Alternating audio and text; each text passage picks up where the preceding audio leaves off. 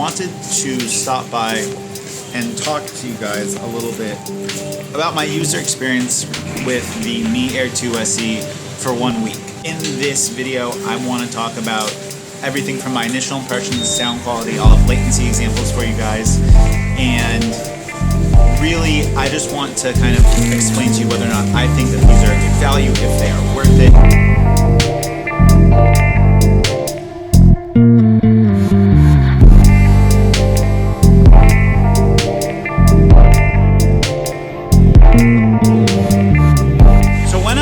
Got these headphones, I was immediately hesitant, simply based on the fact that my previous experience with them meant I had to use the Xiaomi AI app, which was quite an inconvenience because at the time it was all in Mandarin. Now, the big question for me was whether or not these headphones could deliver a better and more intuitive, seamless experience than my fake AirPods could, and how they would compare to the more premium model being the Mi Air 2 or Mi Air 2S that was launched globally. On some aspects of it, these headphones surpassed my expectations, and others, they really fell short.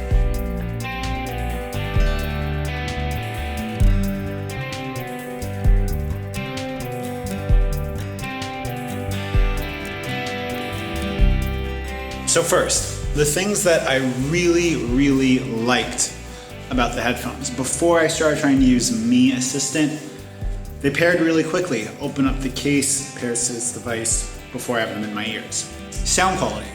For an open ear, like AirPod style of headphones, the sound, fantastic. Tons of bass, really rich and just good sound. And I was really surprised by that. In-ear detection works flawlessly, independent of using Xiaomi AI, and just is a good overall user experience. So the user experience, if you are listening to podcasts, if you are making phone calls, is good. It is a good experience. Even if you're listening to music in a quiet environment, it's a good experience.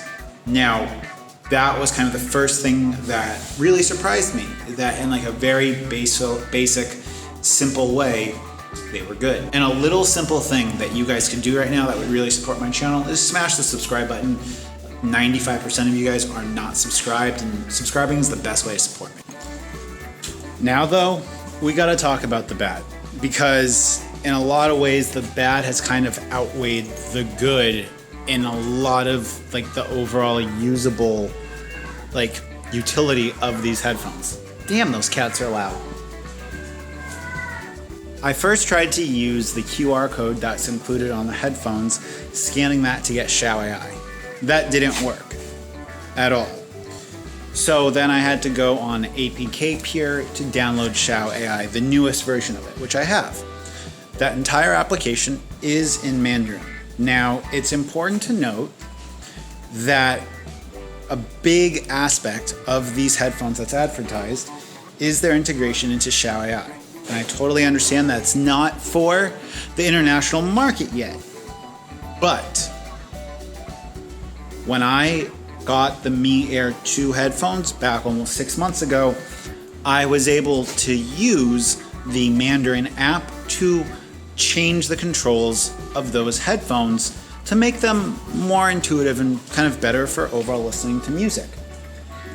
I currently have the newest version of Xiaomi AI on my Redmi K30 Pro, which is running Xiaomi EU Weekly, which is a beta China-based ROM. So I should be getting whatever updates and whatever things are being pushed to their newest device as quickly as possible. I am not able to change any of the functionality of the headphones from the Xiaomi AI app. That is pretty much broken. Same thing when I try to use it on my Redmi K20 Pro with the international ROM. I am completely unable to do anything with the headphones in regards to controls. But we need to come back to the question at hand, and the question I posed at the beginning of this. Is this a better user experience? Is this a better overall package? Is it more worth it than fake Apple AirPods at the same price? The ones I have specifically are the TWS i2000s.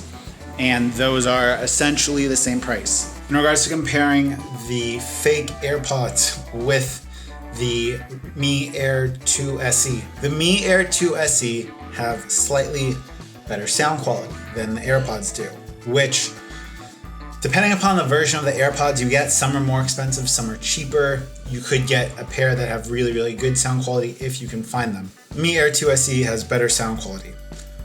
Both of them have the ear detection, which works fast. The Mi Air 2 SE uses USB-C. The fake AirPods use Lightning. But if you are like me and you use the Basia swing neck charging cables, that's a non-issue. What it comes down to, in my opinion, because both of them have very similar battery life, if you need to have a good microphone, the microphone of the Mi Air 2 SE is a lot better.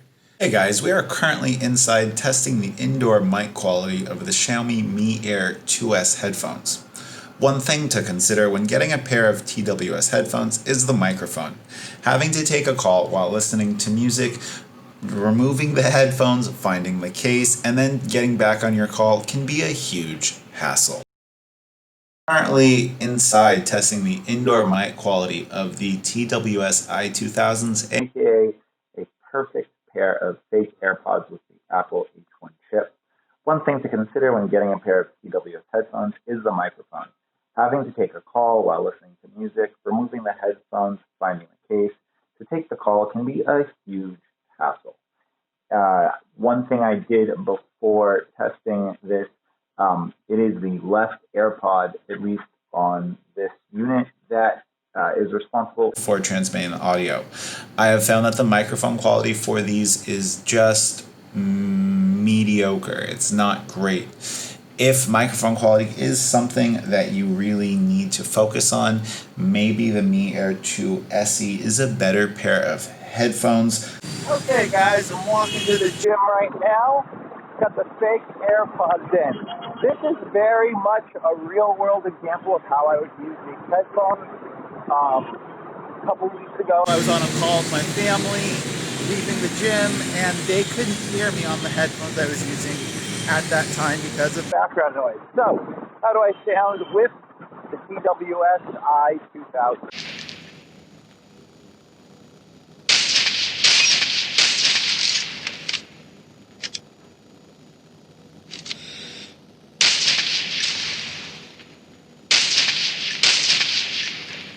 As I've been getting, and I've been trying to figure out why my charging results are just average at best.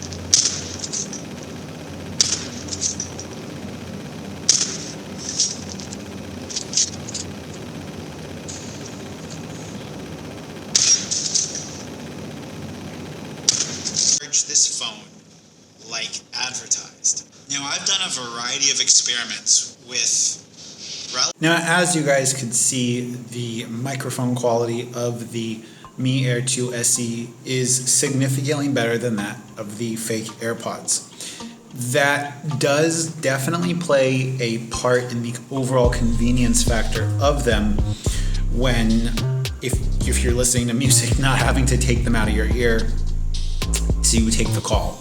So that does definitely play a pretty major part in how I feel about the Mi Air 2 SE headphones, because this is one very tangible example where the Mi Air 2 SE headphones, or Poco Pop Buds, whatever you want to call them, have a tangibly more utilitarian value than the fake AirPods. Although they cannot control the tracks, they can act as a pretty good pair of like Bluetooth headset to like talk and take phone calls on.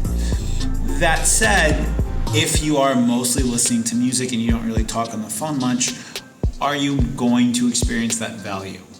And so to bring this back around to asking the question of which pair of headphones is more worth your money, you have to ask yourself, is the value of being able to control playback of greater value to you, or do you prioritize taking calls? Because neither of these headphones sounds that great outside of a quiet environment. Inside of a quiet environment, the Mi Air 2 SE definitely do sound better.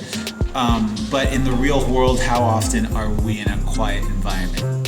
least me personally, there is a limited use case. I did a whole write-up on the Mi Air 2 SE headphones and a really thorough write-up on my website, and I'll have a link to that down below if you guys want to read about it. But one last point that I want to bring up that I think a lot of people are missing about this whole thing is that when I bought the Mi Air 2 original headphones, Xiaomi had no support for the LHDC codec even inside of their China ROMs. And that functionality didn't come for like 2 or 3 months maybe. On top of that, the functionality of changing the controls was all within the Xiao AI app, and that app was later translated, at least part of it was, to English for owners of these headphones. If you buy the Poco Pop Buds Mi 2 Air SE, they're the same headphones, you can't buy them with the expectation that Xiaomi is going to ever support their true functionality that they do in China. You can't expect for the application to allow you to ever change any of the controls.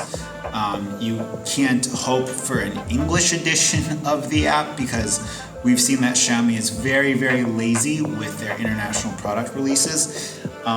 In fact, my desk lamp here at the office, something happened and it still has a hard time integrating with Google Home. I can try setting it up again, but I don't know how well it's going to work. So you have to understand that if you're buying these headphones, you're buying them for what they are now, not what you think they could become.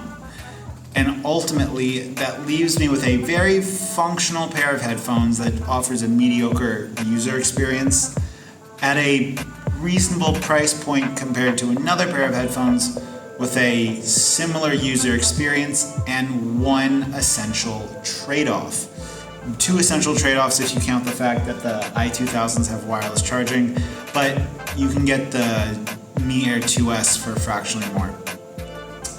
So what do you guys think? What do you guys think of this new review format, me trying to get out of the office a little bit more? I'd love to hear your thoughts about it in the comment section down below. I am going to be doing like a head-to-head sound test comparison between the Mi 2 Air SE and the Redmi airdots, since the Redmi airdots are the only pair that I have here, and Xiaomi re-released them as the Redmi airdots S with just a different chip. There's no other difference with that. I also have a video coming this week about the history of Xiaomi true wireless headphones and where we are right now. And I also have a video coming up with some of the 5 weirdest products or 5 most unexpected products that Xiaomi makes. And if you guys want to see more of that stuff, make sure you hit subscribe. And until next time, it's been Mitchell. Peace.